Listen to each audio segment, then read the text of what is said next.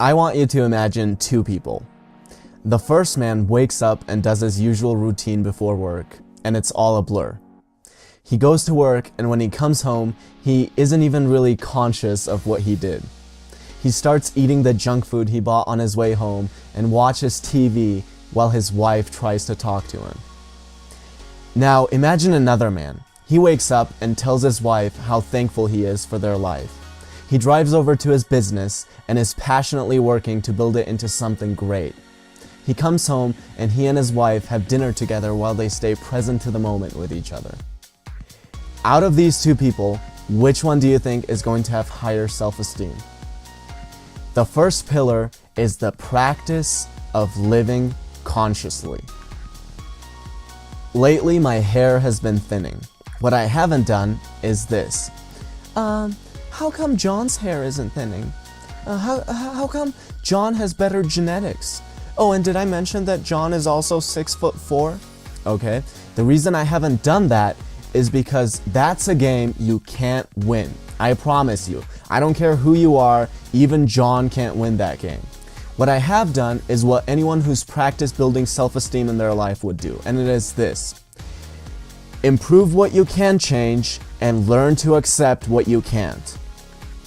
Improve what you can change and learn to accept what you can't. Now, let me address a common issue. There are people who think that self-acceptance somehow goes against self-improvement. It doesn't. In fact, self-improvement can only follow self-acceptance. If I didn't accept that my hair was thinning, I wouldn't start researching what the right haircut needs to look like for me, and I would end up looking like Bobby Charlton. The second pillar is the practice of self-acceptance.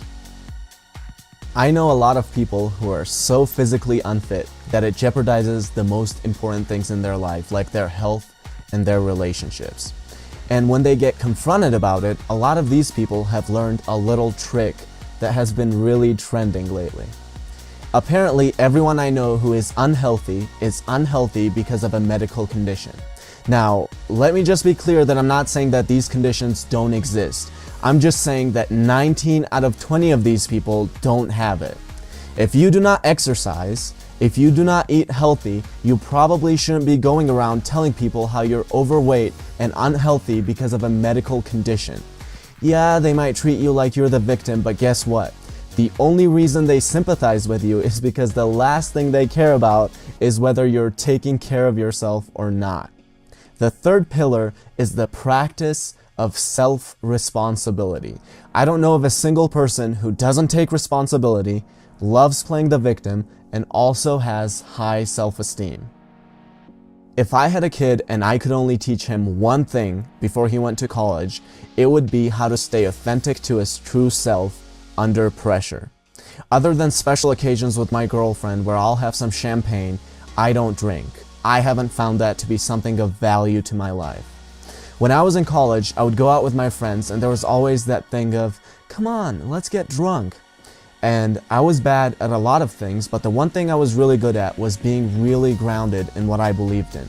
In fact, in almost every case, it turned into guys having respect for it and girls being attracted to it. Now again, I didn't say I sort of believed in it. It was fully standing for what I believed in, 100% unapologetic, and if that was a problem, everyone always knew I could just leave and go have fun somewhere else. I wasn't half-assing anything. The fourth pillar is the practice of self-assertiveness. Now, let me make it clear that asserting yourself doesn't mean lacking social awareness or being pushy.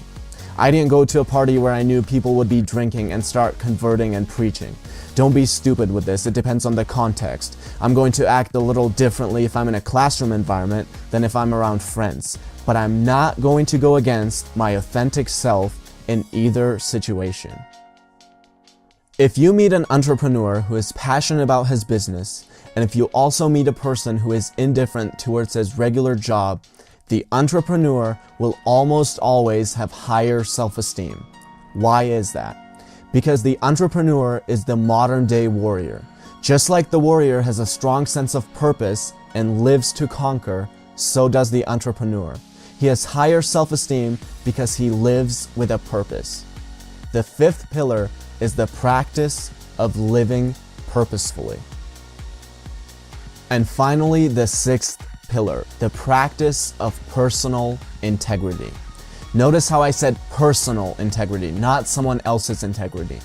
I went to a military academy and there were thousands of rules I had to follow, and I broke most of them, and it didn't bother me at all or affect my self-esteem in any way, because those weren't the things that went against what I believed in. But if I act against what I believe in, my inner voice will tell me how I'm worthless over and over again. And only I will know, but when it comes to self-esteem, my inner voice is the one that matters the most.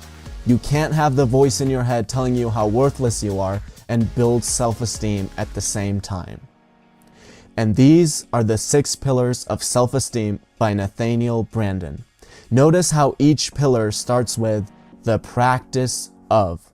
Self-esteem is not something you build by reading a book or watching a video. It is something you build by constant practice for the rest of your life.